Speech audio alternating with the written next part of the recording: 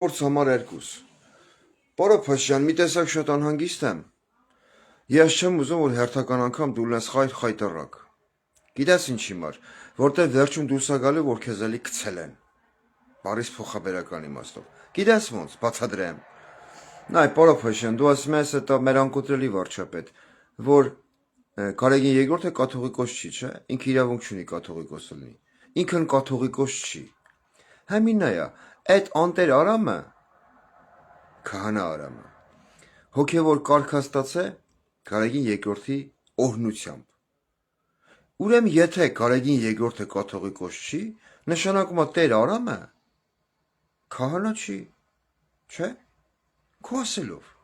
քո ասածին համահունչ։